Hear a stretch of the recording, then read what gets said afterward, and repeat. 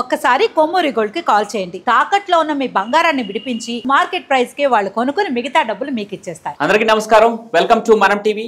నేను మీ పవన్ బేస్వాడ. మనతో పాటు సామాజిక రాజకీయ విశ్లేషకులు డాక్టర్ భరత్ రెడ్డి గారు ఉన్నారు. ఆయనతో మాట్లాడతాం. సార్ నమస్కారం. నమస్తే. ప్రస్తుతానికి తెలంగాణలో ఒకటే హాట్ టాపిక్, అది ఎమ్మెల్సీ కవిత లేఖ. అది కూడా ఆయన తండ్రి గారు మాజీ ముఖ్యమంత్రి వర్యులు కల్వకుంట్ల చంద్రశేఖరరావు గారికి. అసలు నిజంగానే కవిత రాసిన లేఖన కాదా అనేది పక్కన పెడితే, ఆ లేఖలో ప్రస్తావించినటువంటి కొన్ని అంశాలు ఇప్పుడు చర్చనీయాంశం అవుతున్నాయి. ముఖ్యంగా వ్యతిరేకత గురించి, పాజిటివ్ నెగిటివ్ అంటూ చెప్పేసి కవిత ఆ లేఖని రాశారంటూ కొన్ని వార్తలు వస్తున్నాయి. దీంట్లో కవిత ప్రస్తావించినటువంటి అంశాలు ఏంటి, ఆ లేఖకు సంబంధించి పూర్తి డీటెయిల్స్ ఏంటి? అయితే ఇక్కడ మీరు బీజేపీ పైన ఇంకొన్ని పంచులు వేయాల్సింది అనేది కొంచెం ఎక్కువ హైలైట్ అవుతా ఉంది. మీరు 2 నిమిషాలే బీజేపీ గురించి మాట్లాడడం అనేది కొంత తెలంగాణ ప్రజానికి, అంటే మనం ఇచ్చే సందేశం ఏంటంటే బీజేపీతో భవిష్యత్తులో పొత్తు ఉండబోతోందా అనే కోణంగా మీరు 2 నిమిషాలే మాట్లాడడాన్ని అర్థం చేసుకునే అవకాశం ఉండొచ్చు అంటూ ఆయన చెప్పడం జరిగింది. సో ఏం చెప్తారు? కవిత లేఖకు సంబంధించి మీరు చెప్పినట్టుగా తెలంగాణ రాష్ట్ర రాజకీయాల్లో ఒక చర్చనీయాంశమైంది.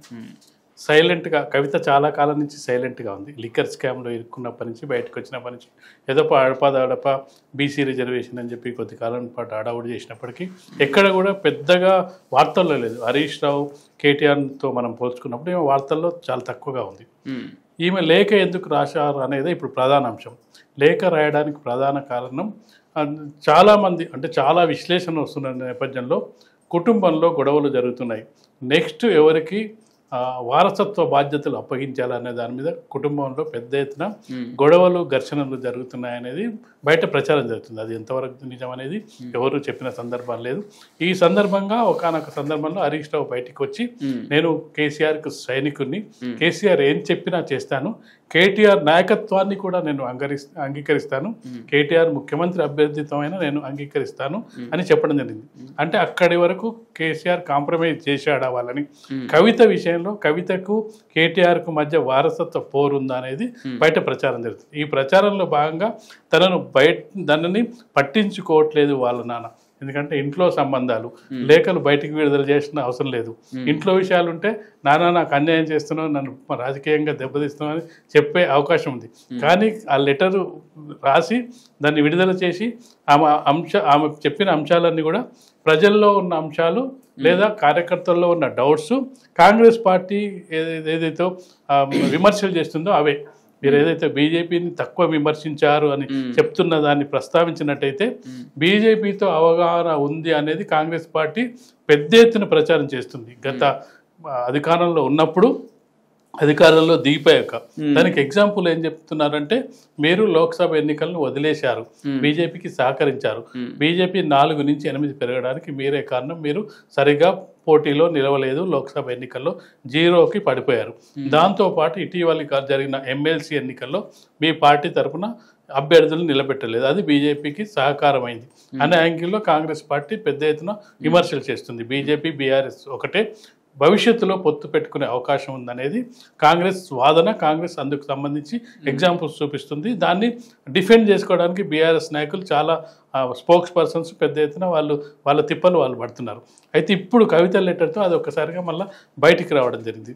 కవిత చెప్పిన అంశాలు, ప్లీనరీకి సంబంధించిన ఏదైతే మీటింగ్ పెట్టడం జరిగిందో భారీ బహిరంగ సభలో రాష్ట్ర ప్రభుత్వాన్ని విమర్శలు చేశారు. రాష్ట్ర ప్రభుత్వం మీద పెద్ద ఎత్తున మీరు విమర్శలు చేశారు.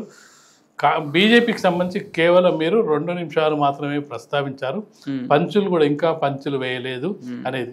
అయితే ఇక్కడ మనం గమనించాల్సిన అంశం ఏంటంటే, కేసీఆర్ గతంలో వాడిన స్పీచ్కి సంబంధించి ఇప్పుడు కొంత తగ్గింది, వేడి తగ్గింది అనేది విశ్లేషకుల ఇది. ఎందుకంటే ఎప్పుడు ఒకేలాగా భాష ఉండదు. ఉద్యమ నాయకుడిగా ఒక రకం పాత్ర ఉంటుంది, ముఖ్యమంత్రిగా ఒక పాత్ర ఉంటుంది, ప్రతిపక్ష నాయకుడిగా మరొక పాత్ర ఉంటుంది. వయస్సు పెరిగే కొద్దీ దానికి సంబంధించి వేడి కూడా తగ్గే అవకాశం ఉంటుంది. తను ప్రస్తావించిన రాష్ట్ర ప్రభుత్వం పైన విమర్శల దాడిని సైతం అంత పసలేదు, అంతగా పెద్ద విమర్శలు లేదు అనేది కూడా చెప్పడం జరిగింది. అయితే ఇక్కడ మనం చూడాల్సిన అవసరం అయితే, కవిత లేఖకు సంబంధించి ఎందుకు బీజేపీ మీద తను నన్ను అరెస్ట్ చేసినప్పటికీ బీజేపీని నువ్వు వెనుకేసుకొస్తున్నావా అనే కోణంలో అలా తండ్రిని క్వశ్చన్ చేసిందా అనేది ఇక్కడ మనం గమనించాల్సిన అంశం. మరొక పక్క జెడ్పీటీసీలని ఎంపీటీసీలని కేసీఆర్ కలవట్లేదు, డాడీ ఇది కూడా చూసుకోండి, కొంత వ్యతిరేకత ఇక్కడ కూడా వస్తుంది, దయచేసి దీనిపైన కూడా దృష్టి పెట్టినట్టు అదే లేఖలో ప్రస్తావించడం జరిగింది. అయితే ప్రతిపక్షంలో ఉన్నా కూడా ఫామ్ హౌస్కే పరిమితమయ్యారు కేసీఆర్. ఇప్పుడు కూడా కనీసం ప్రజాప్రతినిధుల్ని, బీఆర్ఎస్ పార్టీ ప్రజాప్రతినిధుల్ని కలవనివ్వడం లేదని చెప్పి కూడా అలా జరుగుతుంది. అంటే ముఖ్యమంత్రిలో ఉన్నప్పుడు అపాయింట్మెంట్ ఇవ్వలేదు, ఇప్పుడు ప్రతిపక్ష హోదా వచ్చినా కూడా ఇప్పుడు కూడా ప్రజాప్రతినిధుల్ని దగ్గరికి రానివ్వరా, ఇంకా ఇదే ధోరణి కొనసాగుతుందా అని కూడా కవిత ప్రశ్నించడం జరిగినట్టు తెలుస్తూ ఉంది. ఆ కవిత లేఖలో చాలా అంశాలు, పాజిటివ్ అంశాలను చెప్తూనే నెగిటివ్ అంశాలను కూడా ప్రస్తావించడం జరిగింది. ఏదైతే తను బీజేపీ గురించి మాట్లాడిందో, బీజేపీని హైలైట్, పత్రికల్లో హైలైట్ అవుతూ వస్తున్న వార్తను మనం చూడొచ్చు.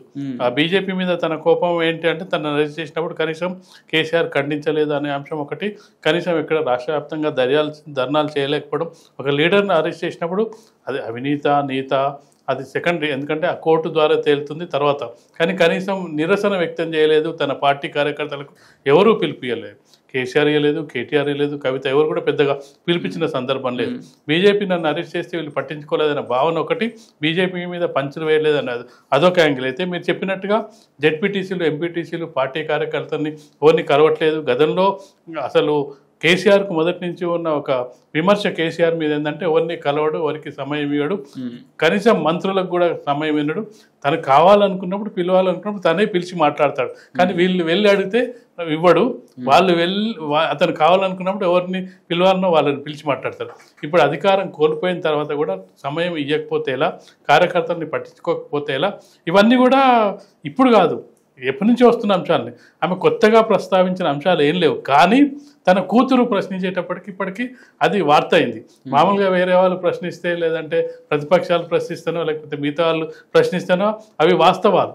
తను సమయం ఇయ్యడు, ఫామ్ హౌస్కే పరిమితం అవుతాడు.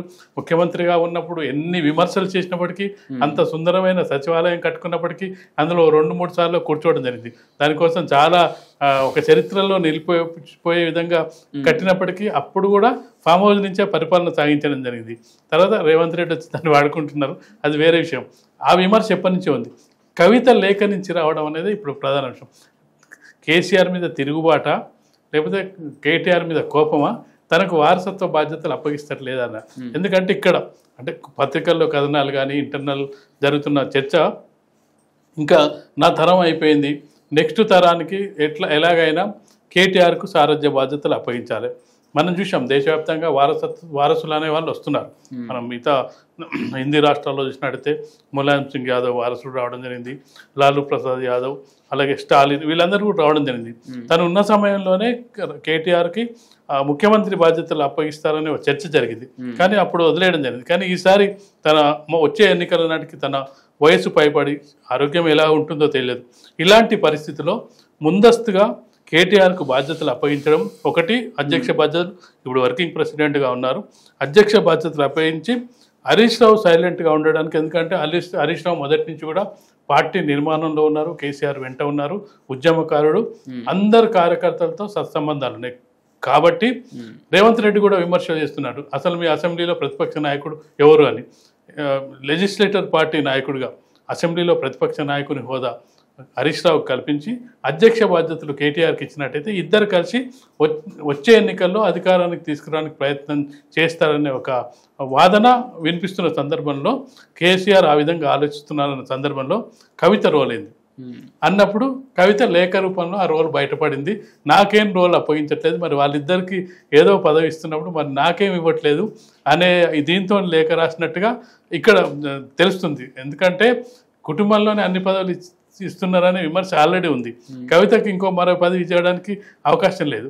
కాబట్టి ఈ లేఖ విషయానికి సంబంధించి కేసీఆర్ అయినా మాట్లాడాలి, కేటీఆర్ అయినా మాట్లాడాలి, లేదంటే హరీష్ రావు అయినా దానికి వేరే వాళ్ళు ఇప్పుడు ఆ మాటలు ఆ లేఖ రాసి ఉంటే ఇప్పటికల్లా టీఆర్ఎస్ శ్రేణులు పెద్ద ఎత్తున విమర్శలు చేసి వాళ్ళను పార్టీ నుంచి సస్పెండ్ చేయమని చెప్పి పెద్ద విమర్శలు చేసేవాళ్ళు. కవిత కాబట్టి దాన్ని ఆచితూచి మాట్లాడే అవకాశం ఉంటుంది. వాళ్ళ రిప్లై ఏ విధంగా ఉంటుందో చూడాలి. మరి ఫైనల్గా ఈ కవిత లేఖ రానున్న స్థానిక సంస్థల ఎలక్షన్స్లో బీఆర్ఎస్కి తలనొప్పిగా మారే అవకాశం ఉందా? ఇది కాంగ్రెస్కి అడ్వాంటేజ్ అయ్యే అవకాశం ఉందా? దాన్ని అలా అడ్వాంటేజ్గా మలుచుకునే అవకాశం ఎంతవరకు ఉండొచ్చు ఒక మాటలో? కాంగ్రెస్ పార్టీ మొదటి నుంచి కూడా బీజేపీ బీఆర్ఎస్ ఒకటే అని చెప్తున్న సందర్భంగా దీన్ని వాళ్ళు వాడుకునే అవకాశం ఉంటుంది. తన కూతురే చెప్పింది కదా బీజేపీ బీఆర్ఎస్ ఒకటే అని చెప్పి, వాళ్ళు వదిలేస్తున్నారు, అసలు విమర్శలు కూడా చేయట్లేదు అనేది. ఈ విమర్శలకు ఏదైతే కాంగ్రెస్ పార్టీ చేస్తున్న విమర్శకు ఇది కొంతవరకు ఏమంటారు సపోర్టింగ్ వచ్చే అవకాశం ఉంటుంది. వేరే వాళ్ళు మాట్లాడుంటే అంత సపోర్ట్ రాకపోయేది. కేసీఆర్ కూతురు మాట్లాడింది కాబట్టి మేము చెప్పిందే నిజమైంది. చూసారా మేమేం చెప్పాము, బీజేపీ బీఆర్ఎస్ ఒకటే అని మేము మొదటి నుంచి చెప్తున్నాం. ప్రజలు నమ్మాలి. ఇప్పుడు కవితనే చెప్పింది, కూతురే చెప్పింది కాబట్టి వాళ్ళిద్దరు ఒకటే కాబట్టి మాకు ఓటేయండి. ప్రత్యామ్నాయం ఏమీ లేదు, వాళ్ళిద్దరికి కోరుకోవాల్సిన ఒకటే కాబట్టి మేమే అని చెప్పే ప్రయత్నం చేస్తుంది.